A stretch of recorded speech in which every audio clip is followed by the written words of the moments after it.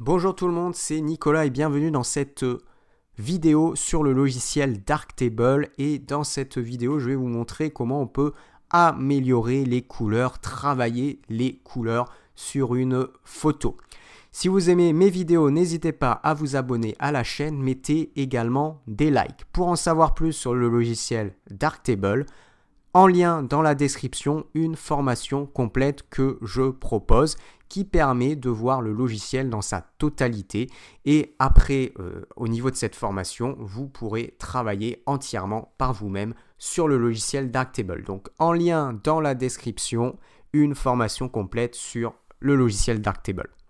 Alors, comment améliorer les couleurs? Donc, en travaillant en fait sur des modules de base, l'une des bases en fait, c'est tout simplement d'améliorer la saturation. Donc vous avez déjà un réglage de base qui est contraste, luminosité, saturation.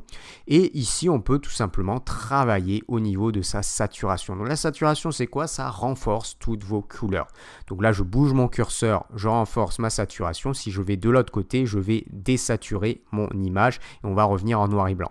Et là, si je me mets au maximum, vous voyez que toutes les couleurs ressortent simplement en un réglage. Et là, d'une photo qui est pas mal, mais finalement est un petit peu terne, on peut très vite augmenter les couleurs. Donc ça, c'est quelque chose qui est très intéressant. Alors, vous allez trouver également ce type de réglage là ou ça dans les ajustements de base. Donc là, on travaille sur nos modules de base. Et là, pareil, on a saturation et en plus de ça, on travaille aussi la vibrance.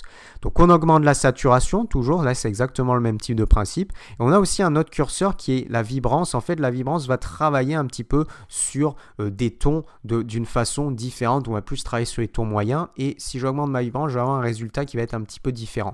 Le but est dans tous les cas de faire ressortir les couleurs. Donc je peux augmenter la saturation et puis je peux augmenter également ma vibrance. Et là, on a des belles couleurs, on a une photo qui ressort bien et simplement avec, vous voyez, quelques clics.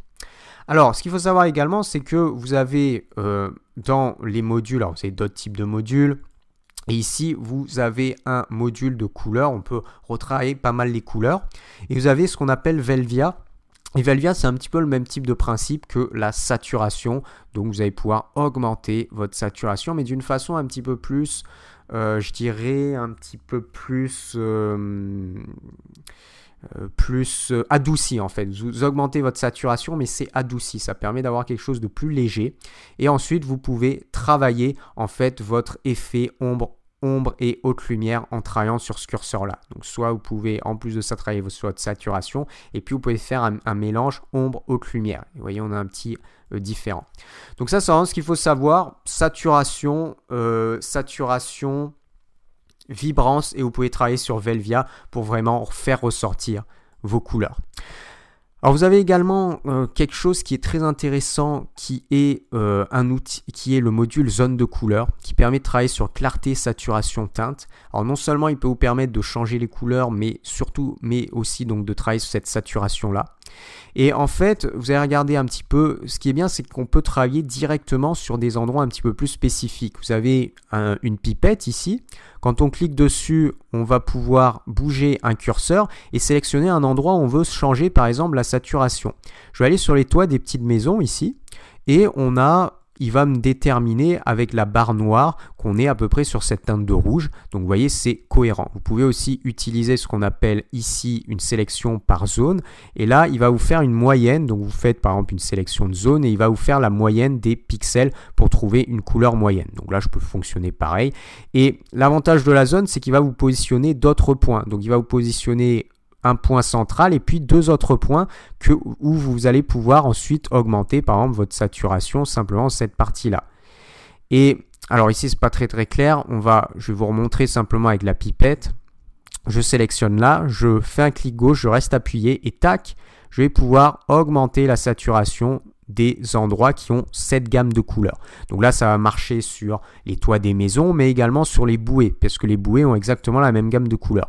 Alors, ce qu'il faut faire, c'est rajouter un autre point un petit peu sur la droite et un autre point un petit peu sur la gauche. Et ça va vous permettre justement de faire un travail local qui va vraiment être spécifique de saturation uniquement sur cette partie-là. Vous voyez, je peux désaturer aussi en allant dans l'autre sens. Je peux désaturer les toits.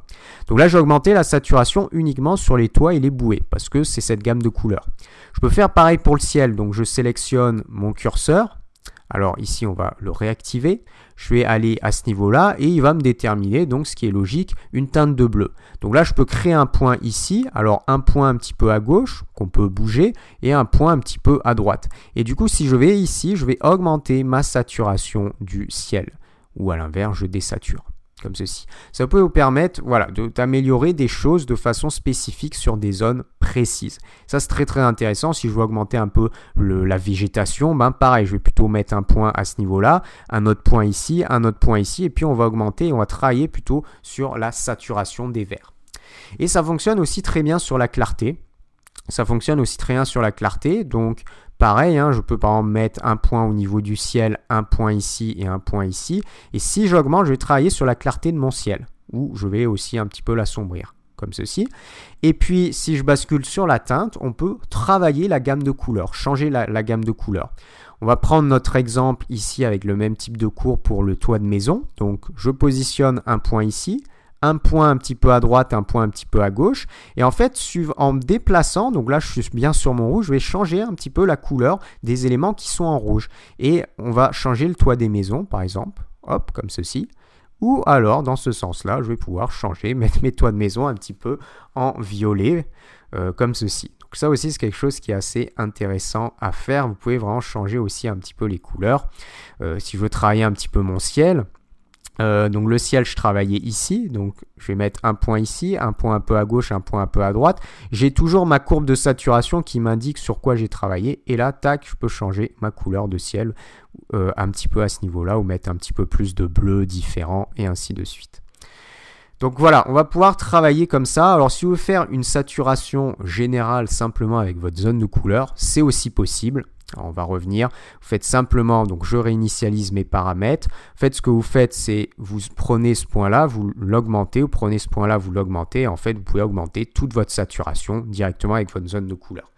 Mais disons, quand on utilise un module de type zone de couleur, l'intérêt, c'est justement de pouvoir travailler plus localement sur des zones spécifiques. Pourquoi? Parce qu'on a ce système de courbes. Alors que si vous travaillez juste sur les curseurs de saturation de base, de vibrance, de Velvia, vous allez juste augmenter votre saturation de façon générale. Là, on peut vraiment travailler sur des choses spécifiques et c'est assez intéressant.